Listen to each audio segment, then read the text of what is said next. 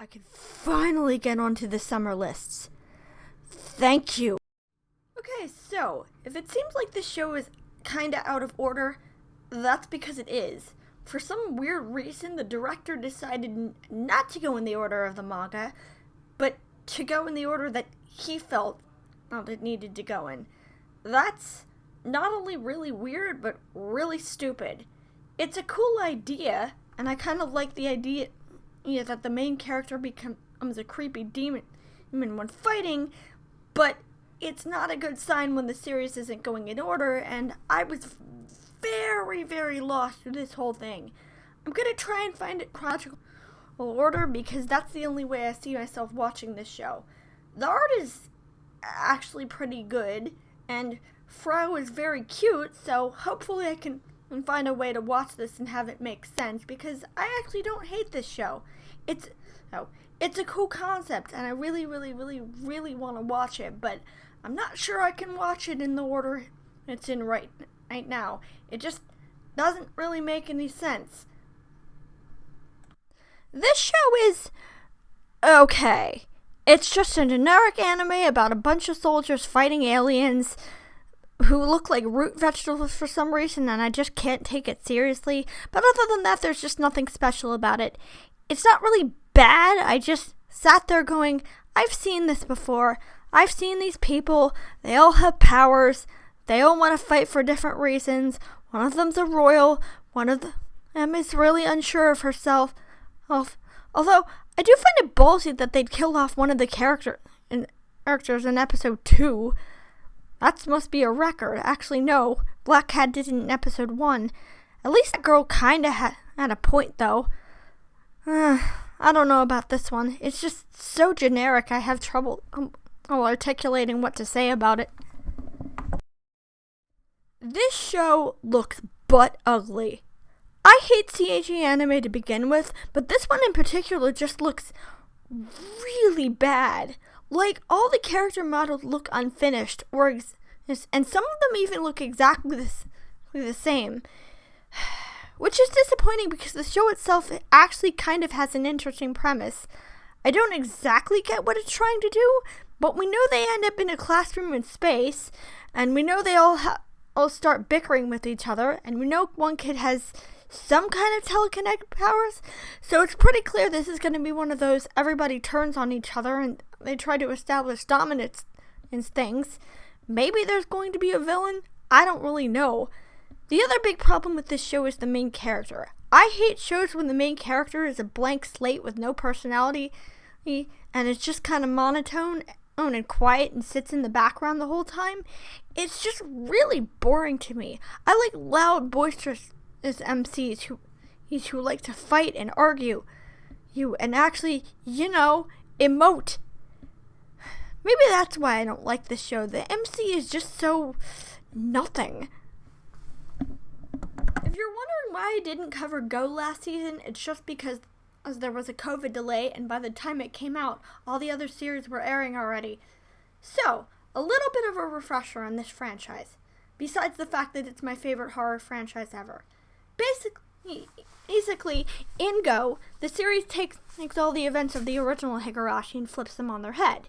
It does add some new events, but mostly it changes up the narrative of the original series, and I really like that. It still maintained the creepy atmosphere, and some of the events in this series were still really, really shocking.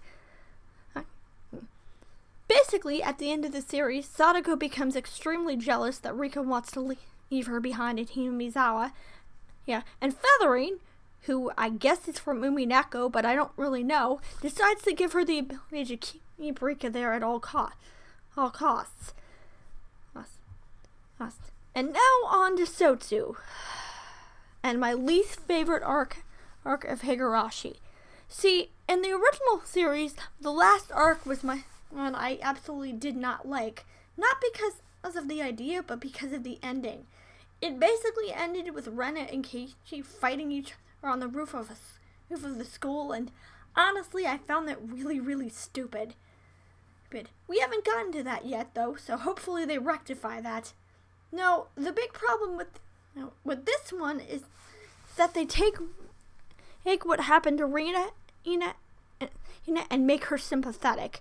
Like, she outright says that she feels bad for what she's doing. Not only does she feel bad for what she's doing, she actually comes to Rena's house to try and get her father to stop coming out with her. And that is not what you want to do when you want to make this character someone who deserves to die. Because, let's be honest, this woman does not actually deserve to die. Rena's just killing this woman because she just doesn't like her. And I understand she's trying to protect her father. Although, to be honest, if my father slapped me across the face, I would be far less inclined to protect him. And yes, he does actually do that in this franchise, and it makes me really annoyed. But that's neither here nor there. The big problem, as I said, is that Rina just doesn't deserve to die. She hasn't actually done anything to Rena in this series, while in the original series, she tries to kill her. It's frustrating because I like taking these events and flipping them on their head, but it sucks when they just make them so much worse. The other problem is that it's very strange that this series is trying to paint the idea that Sadako is now making Hinamizawa syndrome. Like, she's injecting people with a drug that makes them crazy, and that bears the question, is that what happened in the original franchise? Was there no curse? Actually, that's actually a really good question, and I hope the series answered it. Anyway, this arc is not off to a good start, and I really, really, really hope it gets better at it, because I want to love this show. I don't like the idea of this show killing someone for no reason. Normally I avoid shows like this it's like the plague. There are a dime a dozen of these person gets jumped in another world as a little kid stories, but this one is different. I don't know, maybe it's the fact that the art is really beautiful, or maybe it's the fact that instead of being dumped with a bunch of magical powers or being a prodigy, Ryo actually has to pull himself up by his bootstraps and get out of poverty and, actually learn how to be a swordsman. It's kind of refreshing, actually, to see a main character who doesn't have any magical powers and who's actually a normal person put in a bad situation. I don't know. I'm kind of endeared to this one somewhat. Ryo's a likable protagonist, and I kind of sort of want to see him succeed. Am I enjoying this? Am I enjoying one of these reincarnation stories? That doesn't seem right. Maybe I'm enjoying this? I don't know. Oh man, I really wanted to like this show. A show about a kid who can't die and is cursed to kill anyone who touches. Gives me huge Naruto flashbacks, and I felt really sorry for that kid. Unfortunately, the entire episode is just his maid making lewd gestures at him, and it's really, really uncomfortable. Add to that the fact that the CG is just really, really, really ugly, and it makes for a show that I do not want to watch. I don't like CGI in anime to begin with. I much prefer 2D animation because usually CGI looks really bad. And, well, this CGI is just really, really, really ugly. Like, it's fine when they're not moving. When they're not moving, the show actually looks okay. But when they're moving, it's really uncanny and just gross looking. I may give this one more episode to see if it gets better, but after that, I'm dropping this as like a lead balloon. This show is completely nuts, and not necessarily in a bad way, but it's really weird.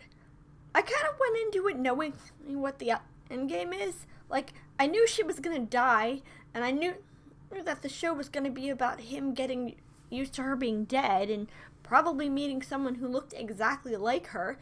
But I did not expect a show with android people with limbs sticking out of them and a girl chasing somebody down the street who's dressed like a giant bunny. Like, it's weird, but it's kind of cool. The only thing that I really don't like, and I'm not alone, a lot of people have a problem with this, is the fact that everything's just spelled out for you to begin with. She already knows the answers to everything, so it's kind of pointless to call this a detective show. I like it, but it's not a detective show because you're not solving a mystery. She knows the answers already, so there is no mystery. She just knows everything to begin with. Also, I kind of want to know how she died, but I have a feeling the show's going to save that for a much later date, which is kind of disappointing, but I guess it's supposed to be a big reveal at some point. Okay, so I'm kind of biased because I already have a bad impression of three-way relationships to begin with. I don't think it's a good idea for someone to date two people at once because at some point one of those people is going to get jealous or angry and go, wait a minute, why are you giving her more attention than me? Especially when you realize that you can't marry two people at once, so eventually you're going to have to pick one of them. Maybe some people don't want to get married and that's perfectly fine, but for me, I don't want to have to choose between two people I'm dating. That's my personal opinion, so it kind of biases me against this show to begin with. Unfortunately, this show doesn't make it much better because the main character basically just gaslights his girlfriend into letting him have a second girlfriend, and they're both cute, but the art isn't good enough to sustain the show. Did I mention the main character basically gaslights his girlfriend into letting him have a second girlfriend? Because that's the biggest problem with this show. The main character is just a douche. Like, he's nasty, he's abusive, nasty. See, he's perverted. He's just ew. This show is just ew. You know, in most of these shows about people jumping back in time to fix a mistake, it's usually somebody died or they screwed up their life and ended up in the hospital, or they're addicted to something or they're in an abusive relationship or something that actually requires fixing. Here it's just, he's a failure. He has a failed company. That's it. That is the only reason he goes back in time. Because he has failure in life. And instead of just fixing it, or instead of just, moving on and doing something else, he whines and complains about it, and then he goes back in time. I didn't even know he went back in time because the scene just switches to him in a room with a bunch of people, and I didn't, and made no effort to actually indicate he went back in time, so I didn't know until I looked it up. It's a bad sign when I don't feel sorry for the main character, like, at all. Most people who fail just kind of accept that they failed and move on with their life. Also, this guy's failures are his fault. He drove his company to bankruptcy by not running it properly. That's basically the gist of it. I mean, I didn't watch enough into the episode to see if that's actually true, but I'm assuming, based on what I've seen, that all his failures are his own fault, and he needs to pick himself up and fix it. But he doesn't pick himself up and fix it. He whines and complains. I know I sound like a broken record, but I didn't get very far into this show because it was just boring and I didn't feel sorry for him, so moving on to the next thing. This show is not for me. It's not terrible, and it's better than a lot of the other shows on the list, but I just really do not like these flat slice of life shows where nothing really happens, and it's not badly written, but I don't know, it just seems kind of boring. Also, I do like the fact that the main character is running away from being an idol, because frankly, if I were stuck in Japan, I wouldn't want to be an idol either. It's a lot of pressure. Sure, they want you to look good. They constantly need you to have a song ready, and it's basically just manufactured. You stick a bunch of girls in a room, have them perform some music, and they all blend in together, so you can't see them individually. Actually, I wouldn't want to do that either. I'd want to run away from that too, so I kind of don't blame her. The art isn't bad, it's just very flat and very bland. Maybe I'll give this one more episode to see if it gets any better, but today's Japanese word of the day is iyashike. Iyashike is a term for a slice of life genre portraying characters living out peaceful lives in calming environments. In other words, nothing happens. It looks beautiful, and the characters are usually have decent personalities, but nothing happens. The only thing going for this show is that it's set in an aquarium, and that's something I've never seen before. But there's also a game I want to get set in the aquarium, and that game has sex in it, so when a sex game has more appeal than this show, you know that something is wrong.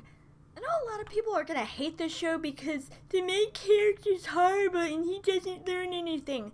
But A, we are only one episode in, and B, I like the fact that the main character has a personality. True, he's a dick, but I'd rather see that than another bland, boring, self-insert character who just wants to become stronger and just wants to learn how to use his powers. I like the fact that the main character isn't a good person. I like the fact that he's probably going to have to learn at some point to be a better person. And again, we're one episode in. You can't expect self-growth in one fucking episode. Also, I like the fact that he's just thrown into the gulags. He doesn't get magic powers. He doesn't get anything majorly fancy. He's in a bad situation, and I don't know. I kind of like that. I'm gonna level with you. The only reason I watched this is so I could make ReZero jokes because the main character and the female love interest are voiced by Subaru and Rem. Other than that, it's just a dude doing paperwork to get to get a kingdom's economy in order. That's really it. The art is nice, and nothing else. It's another story about a boy who gets powers and who has to fight alien monsters, and in this case they look like giant hands. It's not horrible, and the CG looks decent. The only thing I actually really enjoy about this series is that once the people develop their monsters or whatever it is, they die. They're not coming back. Usually they just turn back into a human and pop up with no memories, but this guy was actually dead. Like, he actually died. That's kind of refreshing, and it almost makes me want to watch this series. Almost. So if you need a crash course on this show, the basic plot is that our main character, Katarina, used to be a high school girl who played a lot of otome games. Then one day she wakes up and she finds that she's actually in one of her otome games, except she's not the main character, she's the rival character. And she realizes that in pretty much every route, somebody kills her, so she decides she wants to remake her image, and she doesn't want to die, so she decides to avoid every flag that causes her to die in her routes.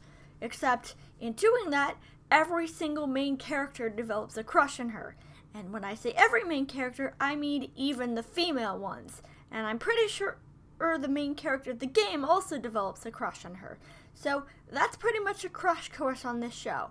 This episode is basically just a reintroduction to all of my characters. All of the characters. Also, I forgot to mention this, but Katarina has this little brigade of mini-hers that comment on her feelings, and they're basically like the emotions from Inside Out, and it's very, very cute. So, basically just a reintroduction to the characters, nothing else really happens, and apparently the evil character is back now too, and he's reformed himself, and I'm guessing at some point that he's gonna develop a crush on the main character too. I really like this show. It's a death game show. You basically know what that means. Group of characters are put in a room, mascot character explains to them that they're all going to fight each other, and they're all going to, and most of them are going to die. They usually get superpowers or some kind of weapon. Main character doesn't know how he got there, and his power is different. I like him, but I know a lot of people are going to be bored by it at this point. I like him. It's simple. It's fun. You get to watch characters fight each other and blow each other to bits. And that's pretty much it. Also, I don't buy that the main character's powers to copy. I don't buy the explanation of the main character's power. He has the power that the other character thinks he has. That doesn't make any sense, because why in the ever-loving fuck would the other character think he had a cannon for an arm? My guess is that he can copy whatever power he sees, or whatever power, the power of the person he comes in contact with. But we'll find out at a later date, I guess. Your enjoyment of this show is going to be based largely on whether you like Uramichi as a character. Personally, as someone who works retail and has a public-facing job, I find him hilarious because he's basically an accurate depiction of a customer service worker. But I can completely understand if you find him annoying or joke gets old. I do feel like the show would have been a better fit for a 5-minute short, but I find it really funny. And he also his voice changing during the opening is hilariously jarring. This show is interesting. It's basically Meikyuu and Rogi's investigation. You know, that series about someone who can contain supernatural spirits using a book, except instead of supernatural entities, it's vampires. And every vampire's true name manifests a really cool-looking super weapon. It's interesting. I'm really worried the concept's gonna get stale, and while I like the main characters, I'm worried that it's not gonna go beyond, ooh, let me look at your book. But I'll give this show an opportunity to prove itself. It's not the most interesting show in the world, but as I predicted, the dynamic between the three main characters was really cute. Although, I do want to know why there's a ghost and a werewolf living with him. I mean, we kind of got to see why Niella was living with him, and yes, she's adorable, but I really want to see why the ghost is there. I'm kind of interested in the series, but it's mostly going to be a background show because there's just not enough going on. It's an episodic week-by-week show where every week they get a new customer who needs their help. Kind of like that Dr. Romane show, except there's nothing spiritual, nothing supernatural about it. Well, I was right. The premise made me laugh, but judging by the last few scenes, it's going to be one of those generic shows where mythical creatures become busty women, and they all follow the protagonist around and have crushes on him. This is going to be really generic, isn't it? Well, there are 2 shows left, and I'm not watching the one where a 12-year-old gets groped by his housemates, so generic sci-fi show it is. To be fair, it's not the worst thing I've ever seen, and I kind of find the main characters compelling. I have no idea what's going on, but watching them struggle to protect themselves in a world where their powers aren't supposed to exist is actually kind of neat, and the CG isn't the worst I've ever seen, so this has some potential. So if the other CG shows in this season can be okay, then maybe this one can too. And that's about it for the summer. And bring on the weekly reviews. Or recaps, as they are. They're not actually reviews, that's my general thoughts on the shows.